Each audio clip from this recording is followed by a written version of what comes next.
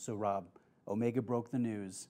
There's a new Speedmaster, white dial, lacquered white dial, not just white, and I think it looks gorgeous. What do you think? When they broke the news, I think they broke Instagram. Yeah. Right? It literally went down that same day. Like, it sounds stupid, and I know that it's an over-exaggeration, but it is unbelievably good. It's huge. It's gigantic. And I know that it's not new for them to do a white dial, right? They've done it with the reduced. They've done it with the 2-counter, larger racing version. Yep. They've done multiple special editions, limited editions. Why does this one look so good? Okay, so you've got a couple things at play. So this might piss off some people and be kind of a hot take, but outside of the Speedy Pros, the Speedy Professional line, Yeah. a lot of people don't care about if it says Speedmaster on the dial. That's a valid point. So yes, they did a white dial Speedmaster reduced. Nobody considers that a Speedmaster. No, it's a reduced more than it's a Speedmaster. Exactly. The Racing Edition is a good one. It's a great one, but Very it's nice not, watch. Yeah, there's nothing wrong with it. But again, not a Speedy. Not a moon watch. Not a moon watch. Okay, so that's where you really have to boil it down. So you've got all the huge umbrella of Speedmaster, but Speedies are the moon watch, right? It's the moon watch. Yeah. So moon watch series has only had white dials in really, really rare area-specific or market-specific limited editions. Mm-hmm. Precious metals, That's true. Snoopies. Yep. Again, white dial. Not for the masses. Never. I mean, we're talking some of the most desirable Speedmasters in existence are white dials. Yeah. And that's it. And they're so few and far between that it instantly tells you that it's a special watch. It's almost like, why didn't Omega do this until now? Like, why focus on? I mean, I know why they focus on the black dial. Yeah. Right? That is This is the a moon perfect watch. Yeah, Yes. you're wearing one today. Yes. I mean, this is a fantastic idea. Yes. And it kind of reminds me of when the white dial, the ceramic dial Seamaster Professional came out. Yep. I think at that time, only the chrome, the blue, and the black had been released, and then they did white. And everybody was dumping their other colors to go get the white. And it was hype. It was hard to come by. Oh, yeah. Probably for almost 2 years, right? And I think the same thing's going to happen with this Speedmaster. I don't know. What do you think about? Easily the same. So, Yeah. okay, let's look at it. A white dial sport watch is up there with the best of the best out there, period. Yeah. You've got, I mean, okay, take the Polar 2s, right? From Rolex. From Rolex, the Explorer 2s. Which one's the most desirable? Oh, it's easily the white. The yeah. white. Yeah. Doesn't mean that the black's a bad watch, but the white is where it's at. And you've got all these other examples of white dials that are just so clean, so good looking, so versatile. That's kind of where I go with it, is the versatility. Goes in any situation. You can dress it up, you can dress it down, but it is giving you a little bit more intrigue than a black dial. Yeah. Well, and here's the other thing. I think if they had done kind of that same granular matte texture that the black has, but in white, it would not be so exciting. No. It's the lacquer. It's the lacquer. It's the applied indices. It's the diamond polished black indices. You know, it's, again, there are so many different things to this watch that make it apparently special right from the start. And it's only a $100 premium over the Sapphire Sandwich, with arguably a much more intensive dial, at least to produce and to finish. They're not just printing lume on, a black dial. No, it very much. I mean, you put them side by side. I'm sure everybody's seen videos by now. Or, you're going to want both, is the answer. They're different enough. They are completely different enough that you can put them side by side and go. They look similar, but they are not the same watch. They will wear differently, catch light differently in the office, outside, whatever.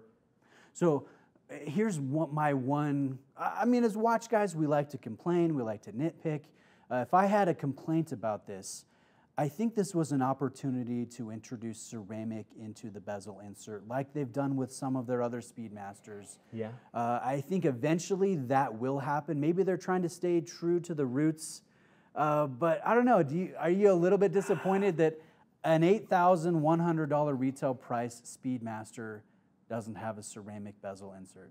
You probably don't care. No. All right, personal opinion. So you got to take this the kind of the purist Speedy fan out of the equation. Yeah. I get what you're saying. Because the purist will already have a Moonwatch. Yes. And if they're buying this, why not make it a little bit more different? Buy maybe lume ceramic. But do you think that would have been too far of a jump right from the start? Like you say, maybe they get there eventually. Yeah. But that's the next generation. Yeah, that's the next. That's the 75th anniversary or something. But they have to do the aluminum dot over 90. Plus, let's break it down even further. I'm a realist. Yeah. Omega's a business. Yeah, it'd be a $9,000, $10,000 watch, right? And it's just an extra SKU number that they've got to maintain in their inventory. Whereas here, it's the exact same as everything except for the dial and the hands. Hands and markers, yeah. That's it. Yep. So, I mean, realistically, yeah, it's a completely different watch, but it's not. It's not real. Right? Because they're still churning them out for the regular sapphire sandwiches, yeah. but then they're just slapping on the new dial and hands. So I assume, and this is just speculation, even in today's watch market, there's going to be a wait list for this. You're not going to be getting discounts, at least initially, and there's going to be demand. Yes. I don't know, first, do you agree with that? And if so, do you think that lasts? And does it change? Like, I know for a lot of people, $8,000 plus tax, like let's say $9,000, that's a lot to spend on a Speedmaster. It is, but unfortunately, that's just the nature of how the Speedmaster pricing has gone. Yeah. It used to be an insane value. Right, like you could buy criminal. Yeah, you could get a used Moonwatch for like $4,000 sapphire sandwich, or like mid threes, high threes on a standard Moonwatch. Right? All day, every day, they could do that. Okay, so will people buy this?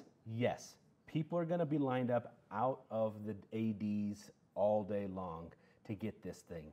It's going to be the hottest Omega that anybody asks for. Right.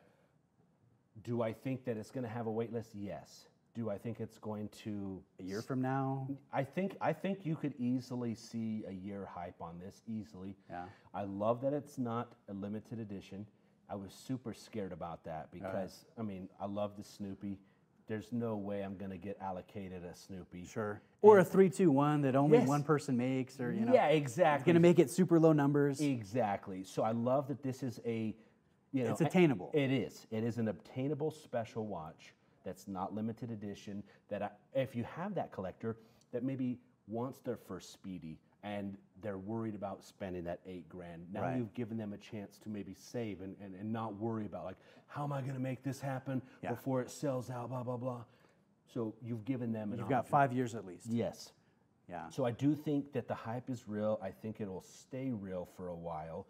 I think that as a result, if you're in the market for a regular Speedy Pro, there'll be deals. Never been a better time than now. Yeah. I mean, people will be selling their black dial to get the white dial. Yes, 100%. You're going to get somebody that goes, oh, I don't need two, but I really want this white one. Right. I got to get rid of this. So where I'm at personally, I'm probably not going to go out and try to be one of the first in line. I might try to play the long game and wait a year or two and see, all right, are they sitting in the cases? Can I find a mint pre-owned example at, 2,000 off or something? That's probably where I'm at.